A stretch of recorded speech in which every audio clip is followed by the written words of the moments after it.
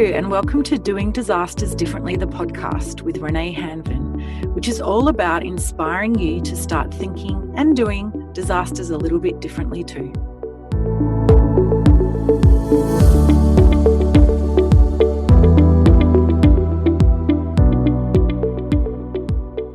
In this episode, I'm talking with Jodie Willmer. Jodie and her partner Robert founded Happy Changemakers, I so love that name, to support business owners and leaders who want to create positive change, make a difference, and leave their mark on the world. For over 20 years, Jodie has worked in leadership and governance roles with not-for-profits and social enterprises. And in the last few years, she's expanded to include for-profit businesses with a purpose, including an increasing number of small businesses who want to create positive change. In 2018, Jodie and Rob did a tree, sea, lake, mountain change, love hearing about that, and moved to beautiful East Gippsland in Victoria. Most recently, Happy Changemakers has been working with bushfire-impacted small businesses and community-led groups on recovery and resilience strategies. Some fun facts about Jodie: she worked as a German-speaking tour guide at Uluru National Park, chaired her first governance board when she was in her early 30s, and hosted a radio travel show on community station Joy Melbourne for 16 years. Jodie, thanks so much for joining me. Thanks so much for having me, Renae. Now, I always like to start with how we met. So we met virtually via a social impact collective that we're both part of, the X Factor Collective. And then Mel and I from Corporate to Community travelled down to East Gippsland after the bushfires, and we got to meet in person. That's right. And it was fantastic to be able to meet in person to benefit from, I guess, the wisdom and the experience that both you and Mel have at that point in time where we were working with lots of community members through their businesses and working with a number of government agencies through some work with Small Business Victoria. So, and the X Factor Collective, well, I'm just such a big fan of Julia Keady's work and bringing us all together in different ways to help people make effective change. Yeah, it's a great social impact collective to be part of. You'd absolutely meet some wonderful people. Now, you and Rob from Happy Changemakers, and please tell me how you came up with that name. Well, actually, Julia Keady helped me with this. We were really looking for something that reflected, I guess, not just aspirational thinking. So when we talk about change makers, we mean people who could be either in a leadership role, in a volunteer role, in their own business. They could be running a social enterprise. Really, it's about people who want to lead effective change and leave the world a better place. And yet we know from our experiences and my own personal experience that doing that can lead to burnout, and it can be exhausting and can be really hard to try and juggle all sorts of other responsibilities. So Julia and I were sort of brainstorming some ideas at that stage and came up with that idea of Happy Changemakers. And a lot of people really like it. They smile when we say it. So, but happiness is not a constant, and we're not trying to be sort of Pollyanna-ish. It's recognizing that there's always struggles and we can learn and grow from that. But ultimately, we also want to be happy and fulfilled. That's, it's so true. I have to say, every time your little email signature pops into my inbox, it absolutely makes you smile. Probably also the photo that comes with it because you're so happy in it. Now, you and Rob are doing a lot of work in your local area. So you mentioned before that you're from the community around East Gippsland, who obviously got greatly impacted by the 2020 bushfires. And in fact, I remember over Christmas in January getting updates from you through the X Factor Collective in terms of whether you were evacuating or not evacuating. Now, you've been working with a lot of community groups, and I'm talking about local leaders and, your general people who found themselves participating in or being part of community conversations. You've been working with a few in terms of governance, and I think this is an area that is possibly a bit overlooked at that grassroots level, because it's so important that when we are facilitating community-led recovery, that we're giving the community members the skills to be able to lead their own recovery. So can you just explain to me a little bit about what you're doing in that space? And when it comes to governance, what have you noticed at that grassroots level? Well, I think that the first thing that we noticed during the bushfires particularly was that people just made things happen. And there's sort of, it wasn't even just spontaneous volunteering. People who were using social media, particularly Facebook groups, to communicate about what the needs were. Obviously, there were updates of information through the official channels with the emergency app and various other official sources. But we saw so many people with amazing skills, local knowledge, networks, relationships, just make amazing things happen. And often that worked to a point, but I think what was apparent to us is that a lot of small business owners might be involved in lots of other things. So, you know, if we think about especially small communities in our region, people can often be wearing multiple hats.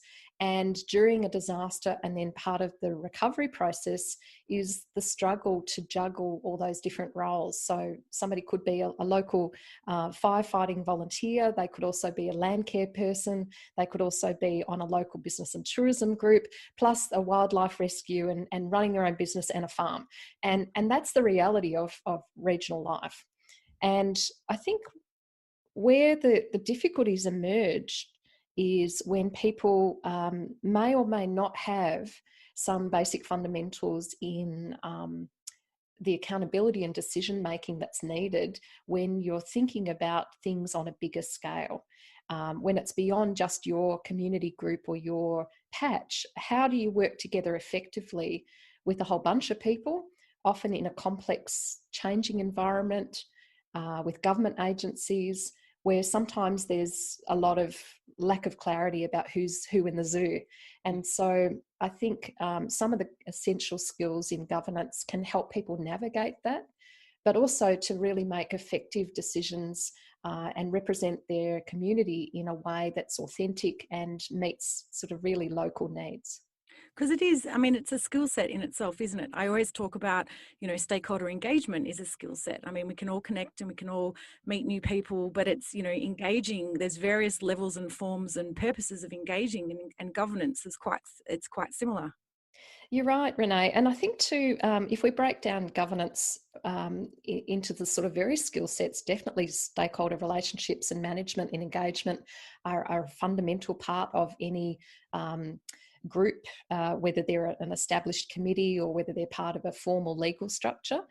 But also it's about having a strategic outlook and a big picture plan, and then obviously being able to have a strategic action plan of, well, what are the things that we're trying to achieve? How do we know if we've been successful?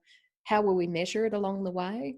How can we get feedback from people to know that what we're doing is relevant and necessary? And how can we make decisions that are really in the best interests of the bigger picture, not individual interests, or perhaps, and this becomes quite more complex when you have people living in small communities, is conflicts of interest can often be just, you know, maybe misunderstood, and can sometimes impact on decision making. Yeah, and it's, I guess, those sorts of conversations too in the moment and the recovery processes that people are going to can have quite detrimental impacts to connections in communities as well. So can you explain, I mean, I'm a full supporter of the national principles of recovery, and a big part of that is local-led recovery, because, you know, it's not about people seagulling in and flying in and telling these local communities, you know, what they need to do and how they need to recover. But what do you think from your experience, and you've been doing, where we met, obviously a lot of work with Business Victoria, helping the small businesses during the stages immediately after the bushfires. What does it mean to communities and small businesses within these communities to be able to have a community-led recovery?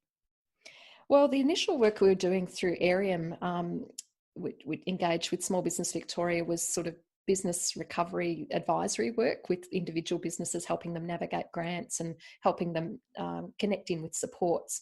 So we weren't really working in that capacity in sort of community-led recovery. But I guess now we're working with organisations and sort of informal structures, sort of groups of people who've come together to say we need to do something, whether it's planning a future event or whether they've been formally part of a community recovery committee or some sort of, you know, formal structure.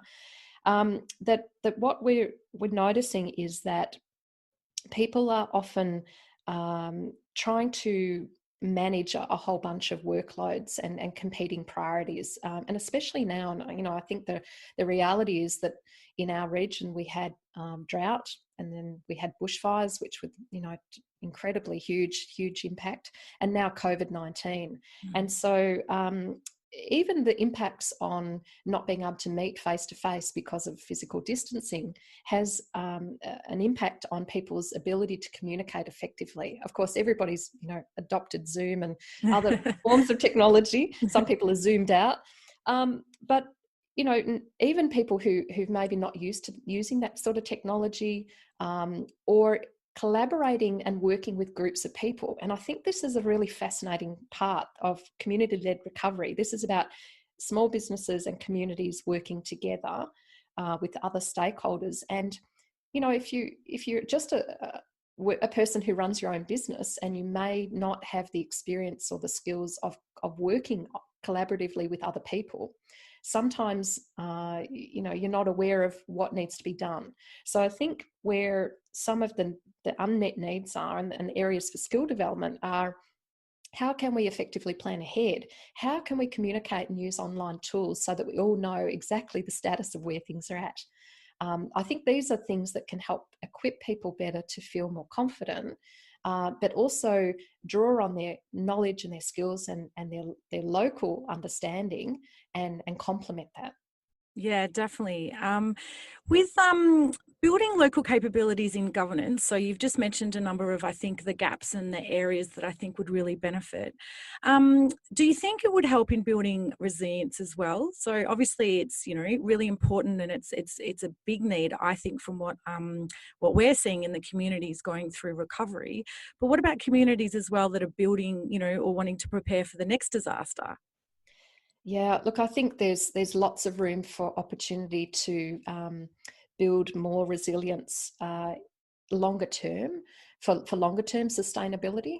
Um, I think one of the risk issues that we're facing at the moment in Australia, particularly in rural and regional areas, about ageing volunteers.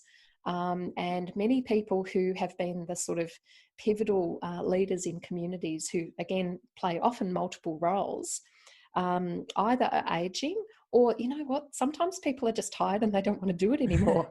Yep. And that's okay. We have to allow people to have choices and feel like, if they choose to do something different, everything's not going to fall in a heap. So we have to build in succession planning as part of building resilience. And that means equipping people with the skills to have those conversations, and also the having people in the wings and distributing the workload and the knowledge, and making it inclusive, so that other people can bring their skills to the table and their knowledge, and shine.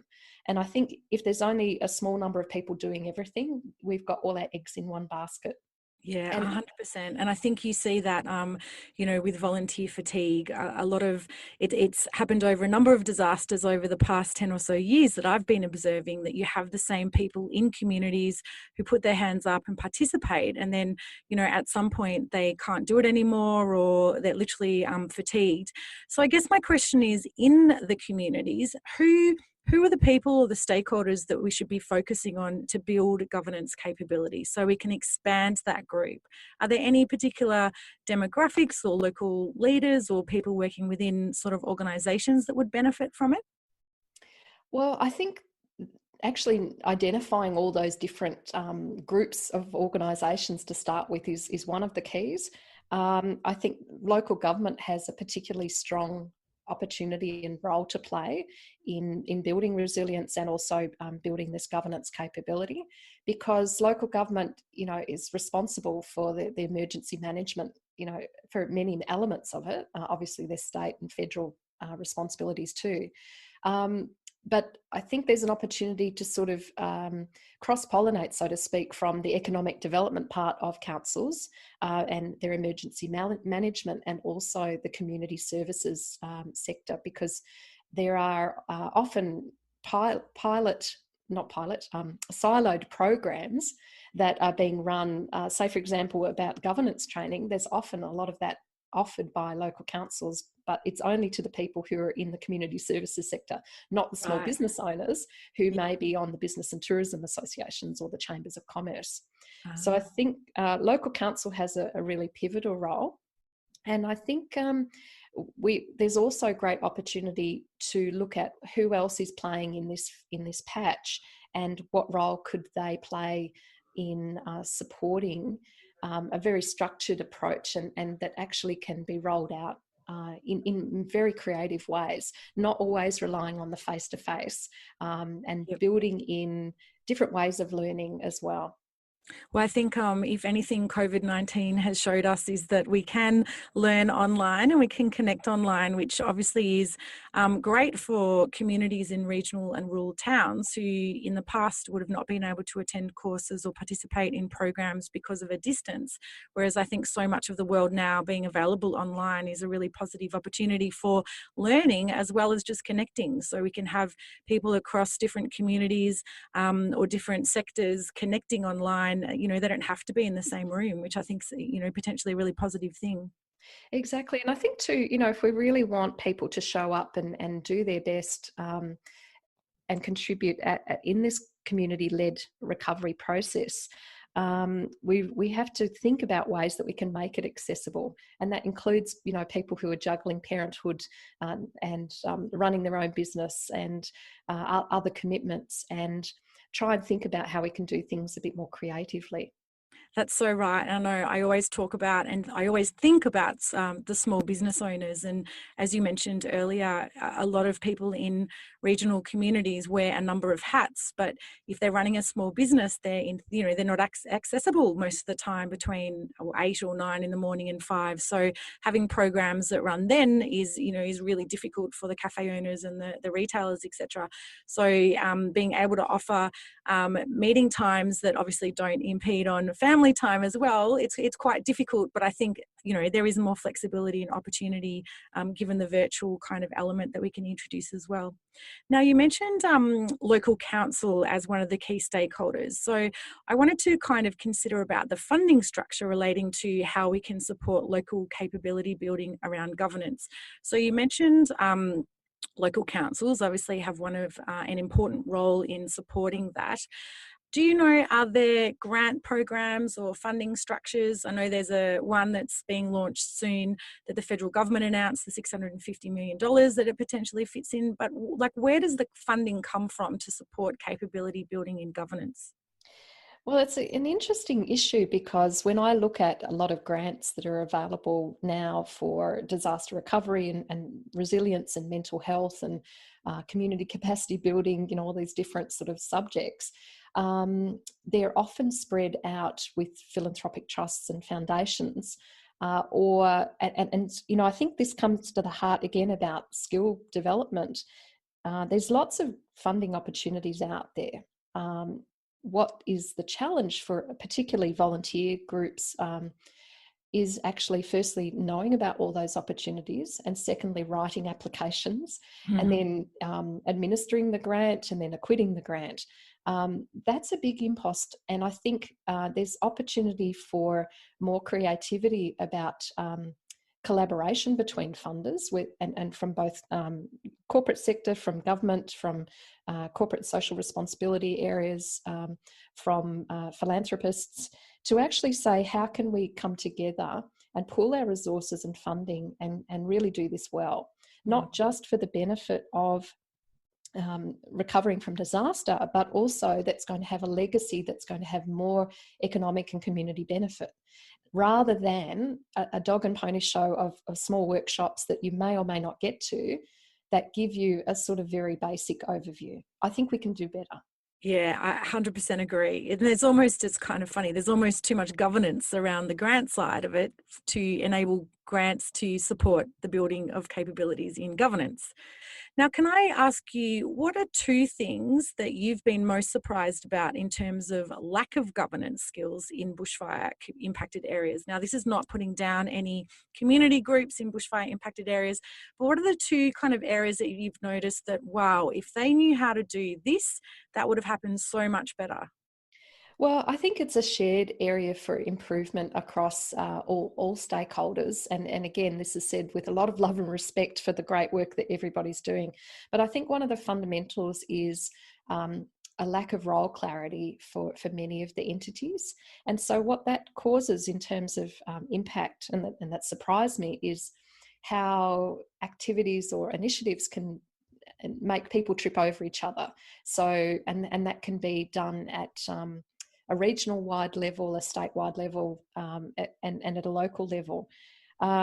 So that surprised me. And I guess where that comes to the heart of governance is about stakeholder engagement and clarity of roles and purpose. And I think it would be fantastic to sort of see some of that be streamlined and broken down so that actually people are clear on the who to go to for certain things, but also in order for approvals to happen or things to get done more effectively, helping people navigate and understand the who's who in the zoo. Yep. And I think that the second thing that surprised me is perhaps where people have worked in a lot of community-led activities, their exposure is different to what they might be doing now or what they'll do in the future. So, for example, if you've been involved in, a land care group or local tennis clubs and things like that, there are governance obligations there as a committee member. But when you're working in a different sort of realm, as in community-led recovery, you're having to wear a different hat and look at things through a different lens. And you've also got to have conversations that may be very difficult and awkward and might be challenging. And I think we could equip people better in their communication in order to have the courage to speak up and be heard. And also where their needs are not getting met and things are not getting done, helping people equipped with the skills to be able to effectively advocate in a professional, respectful way that still achieves the goals. A lot of people, sometimes with their frustration of not knowing how to fix these things, often feel quite disempowered. And I think that's a big area for improvement. I think that's a great suggestion too. And I think it goes back to before saying a lot of times when, disasters happen, there are the typical leaders who are already in communities and they already have the experience of working in certain roles. But as you said, they now have to look at things differently or they have a different role to play. But also I think there's so many emerging leaders come out of disasters in communities, and it's the kind of unexpected stakeholders who end up being, fabulous leaders, and sometimes if it's nurtured and they, that continues and they turn into or continue to be great leaders in the communities. And I think the more that we can support and build capabilities around the understanding that it takes, multiple stakeholders to participate in good governance and good decisions that generates good outcomes, can only be of benefit for all communities. Now, I like to end, so I'm obviously all about doing disasters differently, and my big focus that I've been talking to everyone almost about for the past few years is around disaster resilience. So I like to end by asking what two things would you like to see different in the disaster resilience space? Wow, I can only have two things. We'll start with two. All right. So what I would love to see different in this disaster resilience space is a structured, coordinated capacity building process and activities that help build the skills and capabilities of communities and small businesses to lead local recovery. And that is the skills that we've talked about today: stakeholder engagement, decision making, dealing with conflicts of interest, effective advocacy, good planning, using online tools, all those things that sort of are the fundamentals that enable people to do their job really well and represent their community and get great outcomes. The second thing would really be about, I guess, mirroring and matching that skill development in some of the agencies who are involved. And that's all sectors of government, levels of government, and also players in this space.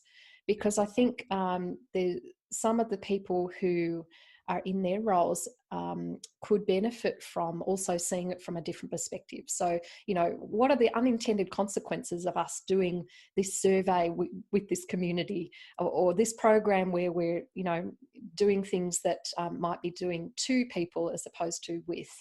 I think that would be a great result, because then the skill development for communities and small businesses, skill development in the agencies and the organisations around governance could really help improve the communication, but really importantly, help people think strategically and not burn out, and get more done that will deliver better outcomes for their community.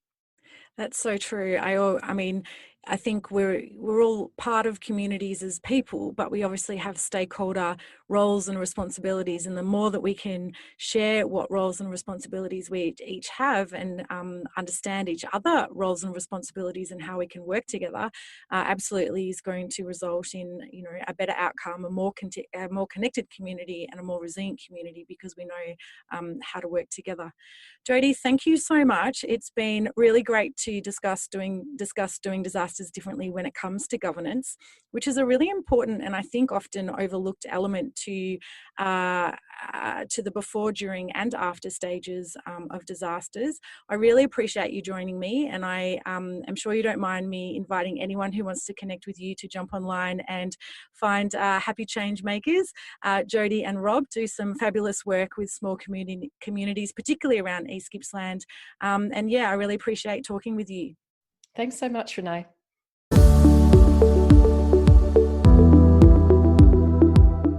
That's the end of this episode of Doing Disasters Differently, the podcast, which I hope you found to be relevant, informative, and inspiring. If you're interested in participating in the conversation or to connect with me personally, please visit corporate2community.com. Until the next episode, stay safe, and remember, we all have a role to play in thinking differently and doing differently before, during, and after disasters.